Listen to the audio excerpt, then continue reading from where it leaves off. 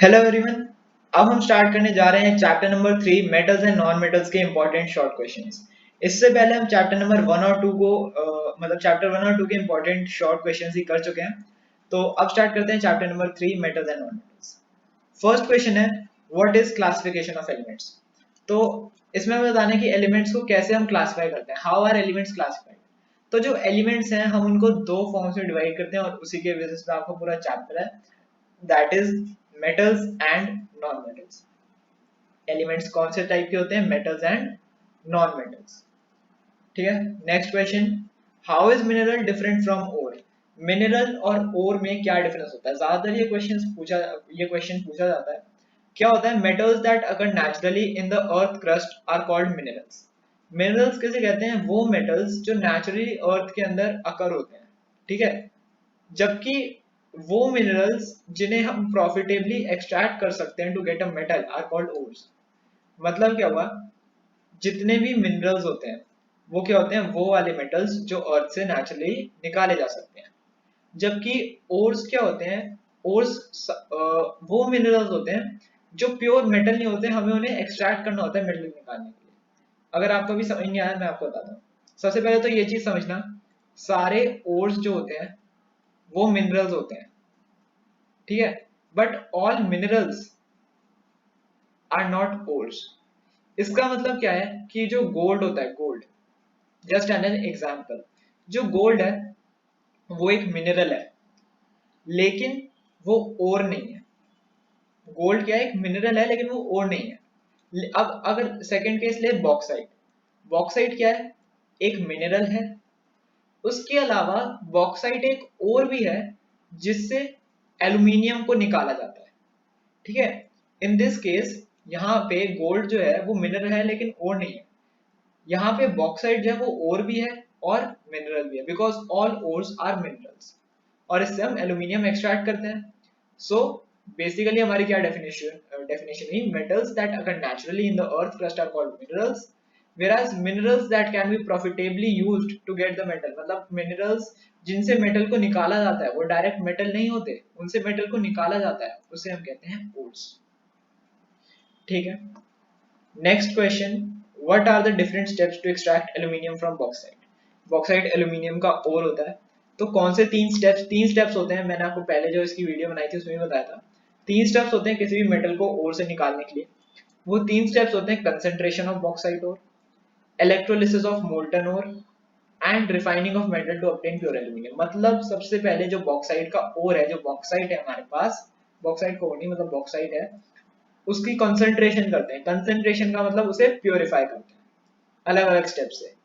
Purify करने के बाद हम उसे मोल्टन फॉर्म में लाते हैं और फिर उससे इलेक्ट्रिसिटी पास करते हैं। ठीक है। वो जो ओर जो सॉलिड फॉर्म में था उसे इतना हीट करते हैं कि वो लिक्विड फॉर्म में आ जाता है। और फिर उस लिक्विड ओर से या मोल्टन ओर से हम इलेक्ट्रिसिटी पास करते हैं, उसे हम कहते हैं इलेक्ट्रोलिसिस। एंड देन वो जो मेटल हमें लास्ट में मिला हम उसकी रिफाइनिंग करके प्योर एल्यूमिनियम एक्सट्रैक्ट कर लेते हैं। Next, compare the physical properties of metals and non metals. Physical properties तो आप कोई भी 4-5 यूज कर सकते हैं, ठीक, काफी सारी होती हैं।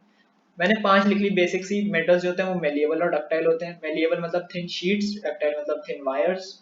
They have high tensile strength, वो बहुत स्ट्रॉन्ग होते हैं। दे generally have high melting and boiling point. ज्यादातर मेटल्स का जो मेल्टिंग और बॉइलिंग पॉइंट होता है वो बहुत ज्यादा होता है। They are good conductors of heat and electricity, वो हीट और इलेक्ट्रिसिटी के गुड कंडक्टर्स होते हैं। And last, they are sonorous. मतलब सोनोरस मतलब जब हम उन्हें स्ट्राइक करते हैं तो वो रिंगिंग साउंड प्रोड्यूस करते हैं। Non metals are non malleable and non ductile. आपको उन्हीं पॉइंट्स का उल्टा लिखना है। They have low tensile strength, they generally have low melting and boiling point, poor conductor of heat and electricity and non sonorous. काफी easy question था। ये पूरा हो गया। Next question number 5, name the metal which exist in liquid state at room temperature. तो ऐसा metal जो liquid state में एग्जिस्ट करता है रूम टेम्परेचर पे, वो कौन सा है। जस्ट एक ही मेटल है वो हमारे पास, जिसे हम कहते हैं मर्क्यूरी। ठीक है। अब देखो, जब एमसीक्यू वगैरह, जब हमने इस चैप्टर के एमसीक्यू करे थे उसमें भी, और अब जब भी हम इंपॉर्टेंट ऐसे शॉर्ट क्वेश्चन कर रहे हैं उसमें भी जो एक्सेप्शंस हैं उसमें से क्वेश्चन जरूर बन रहे हैं। तो हर हालत में एक्सेप्शन जरूर याद करके जाना, मेटल्स एंड नॉन मेटल्स, क्योंकि उससे क्वेश्चन आने की चांसेस बहुत ज्यादा हाई है। ठीक है। तो एक्सेप्शंस डेफिनेटली आपको याद करनी है हर हालत में।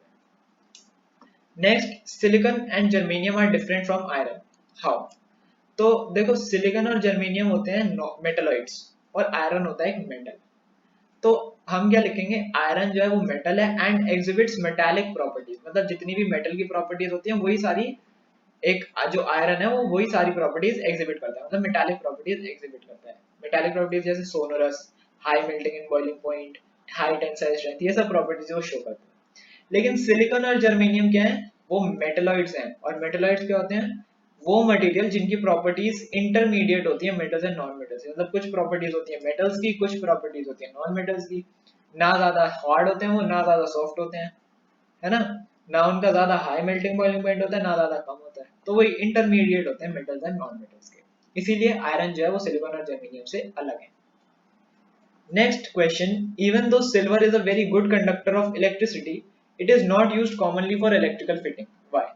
देखो सिल्वर जो होता है it is one of the best conductor of electricity, लेकिन फिर भी हम सिल्वर का यूज नहीं करते इलेक्ट्रिकल, जो घरों में लंबी लंबी तारें लगती हैं इलेक्ट्रिकल फिटिंग होती है उसके लिए हम यूज नहीं करते। तो इसका क्या रीजन होता है कि जो सिल्वर है वो गुड कंडक्टर तो है इलेक्ट्रिसिटी का, लेकिन साथ ही साथ वो बहुत ज्यादा एक्सपेंसिव है, it is very much expensive and that is why it is not for economical use, मतलब अगर हम उसे यूज करेंगे तो वो भारी बैठेगा, मतलब वो इकोनॉमी के लिए मतलब सही नहीं है, इतना ज्यादा सिल्वर जो है वो काफी एक्सपेंसिव बैठेगा, इसीलिए हम उसका यूज नहीं करते। ठीक है, कॉपर जो है, copper is a cheaper alternative, copper जो है वो सिल्वर जितना ही, लगभग सिल्वर जितनी उसकी कंडक्टिविटी है थोड़ी सी कम होती है, लेकिन उसका प्राइस सिल्वर से बहुत ज्यादा कम होता है। ठीक है, so silver is a good alternative. बाकी सिल्वर वायर्स का हम यूज सिर्फ कुछ जगहों पे करते हैं, जैसे कंप्यूटर, जो कंप्यूटर की तारें होती है ना, कुछ कुछ तारें कंप्यूटर की वो बनाई जाती हैं बस सिल्वर से।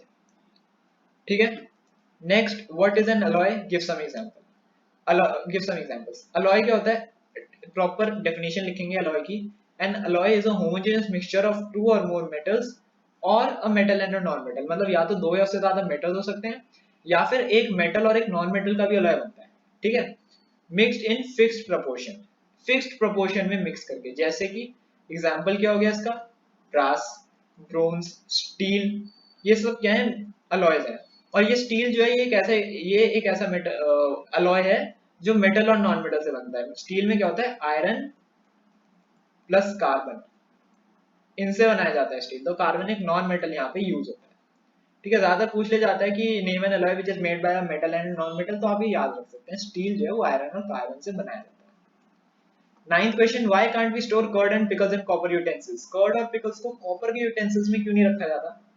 देखो मेटल्स की केमिकल प्रॉपर्टी होती है कि वो एसिड के साथ रिएक्ट करते हैं, तो कर्ड और पिकल में एसिड प्रेजेंट होता है बहुत ज्यादा अमाउंट, मतलब कंसिडरेबल अमाउंट, और वो एसिडिक होता है नेचर में। कॉपर यूटेंसिल्स में क्या होता है, जो उनके अंदर एसिड प्रेजेंट है वो रिएक्ट करता है कॉपर के साथ टू प्रोड्यूस टॉक्सिक सब्सटेंसेस। वो टॉक्सिक सब्सटेंस क्या करते हैं, वो उस फूड मटेरियल को स्पॉइल कर देते हैं, फूड मटेरियल मतलब कर्ड और पिकल को स्पॉइल कर देते हैं। इसीलिए कहा जाता है कि उन्हें मेटल, कॉपर या किसी भी ऐसे मेटल कंटेनर में नहीं रखना चाहिए, they should be kept in glass vessels और प्लास्टिक वेसल्स। ठीक है, next sorry 10th question, which form of carbon is the hardest natural substance? Carbon जो होता है वो दो फॉर्म्स में एग्जिस्ट करता है, तीन में करता है लेकिन हमें अभी दो में ही पढ़नी है। दो फॉर्म में करता है, डायमंड और ग्रेफाइट। तो जब भी ऐसा पूछा जाए तो जो डायमंड है that is the hardest natural substance with a high melting and boiling point, whereas conducts electricity, graphite is the form of carbon which conducts electricity। तो याद रखेंगे, डायमंड वो फॉर्म है कार्बन की जो हार्डेस्ट होती है, और ग्रेफाइट वो फॉर्म है कार्बन की जो इलेक्ट्रिसिटी कंडक्ट करती है। ठीक है, next question number 11, consider the following reactions, ax plus b gives bx plus a plus cx gives ax plus c। ठीक है, अब इन रिएक्शन को ध्यान से देखो, हमें इन्हें इंक्रीजिंग ऑर्डर ऑफ रिएक्टिव में लगाना है। अब यहाँ पे जो ax है, b जो है वो ax में से a को हटा रहा है, b क्या कर रहा है, a को हटा रहा है, b कह रहा है मैं यहाँ पे हूँगा, a को हटा दिया उसने, मतलब b ज्यादा रिएक्टिव है, b is more reactive than a। फिर a जो है वो cx के साथ रिएक्ट कर रहा है, तो फिर अब a जो है वो c को हटा देता है। ठीक है, c हट जाता है, a आ जाता है वहाँ पे, मतलब जो a है वो ज्यादा रिएक्टिव है c से, means a is more reactive than c। तो इन दोनों से हमें क्या पता चला कि जो b है वो सबसे रिएक्टिव है, then a and then c, that is our answer. हमें इंक्रीजिंग ऑर्डर में लगाना है, तो सबसे कम C, उसके बाद A and then B. C is least reactive, B is most reactive. Last question number 12. Mg plus CuSO4 gives MgSO4 plus Cu. ये reaction हमें दे रखी है. Which type of reaction it is? ये किस तरीके की रिएक्शन है? So it is a displacement reaction. क्या होता है displacement reaction में? A more reactive metal displaces a less reactive metal from its solution. तो वही हो रहा है यहाँ पे. मैग्नीशियम जो है वो कॉपर को हटा रहा है उसके सॉल्ट सॉल्यूशन से और खुद वहां पे लग रहा है. ठीक है. Why magnesium is able to displace copper? Magnesium copper को क्यों डिस्प्लेस कर पा रहा है? Because magnesium is more reactive than copper. क्योंकि जो मैग्नीशियम है वो कॉपर से बहुत ज्यादा रिएक्टिव है. इसी के साथ हमने मेटल्स एंड नॉन मेटल्स के भी एक्स्ट्रा इंपॉर्टेंट क्वेश्चंस खत्म कर लिए हैं. अब हम करेंगे next chapter force and pressure के इंपॉर्टेंट क्वेश्चंस.